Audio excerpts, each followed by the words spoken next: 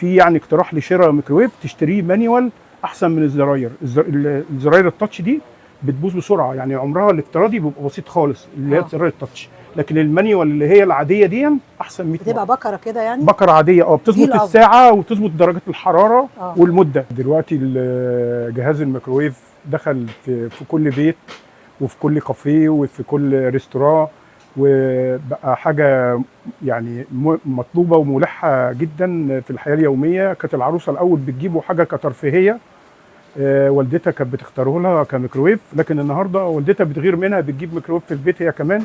ليه؟ من طريقه استعماله السهله والجميله، وبتسهل على الست البيت اذا كانت عايزه تسيح حاجه من الفريزر تكون حاجه فريزن كده، اذا كانت عايزه تسخن حاجه على السريع، اذا كانت صينيه، اي حاجه على السريع تسخين. يعني الميكروويف يستخدم تسخين افضل من التسويه. التسويه ممكن الفران العاديه او فرن البيت بتاع البوتاجاز العادي، لكن الميكروويف لا. الميكروويف حضرتك هنا بيتكون من التاتش بتاعه اللي هنا دوت، وبيتكون بعد كده من طبعا طبق هنا بتاعه. احنا عندنا كل الطباق موجوده تمام بكل المقاسات بتاعتها.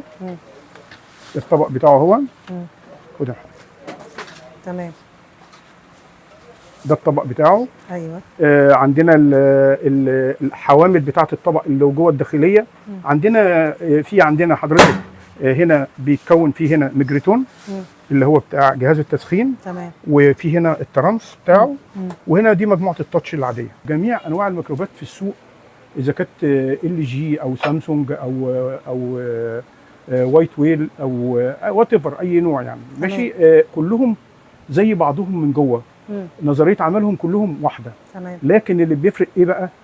اذا كان تاتش او مانيوال عادي. انا عن نفسي لو ست البيت بتشتغل، لو بتشتري او بتعمل في يعني اقتراح لشراء ميكروويف تشتريه مانيوال احسن من الزراير. الزراير التاتش دي بتبوظ بسرعه، يعني عمرها الافتراضي بيبقى بسيط خالص اللي هي زراير التاتش، لكن المانيوال اللي هي العاديه دي احسن 100 بتبقى بكره كده يعني، بكره عاديه بتظبط الساعه وتظبط درجه الحراره والمده، يعني التايم بتاعها، وتظبطي التمبريتشر درجه الحراره بتاعتها وبس. مش ده موجود في السوق؟ ده موجود موجود الزراير وموجود المانيوال اللي هو العادي. ونبص بقى على ماركه معينه ولا عادي؟ لا بقى كل الماركات واحده وهو كل واحد، بس فالميكروويف ممكن تسترخصي وكل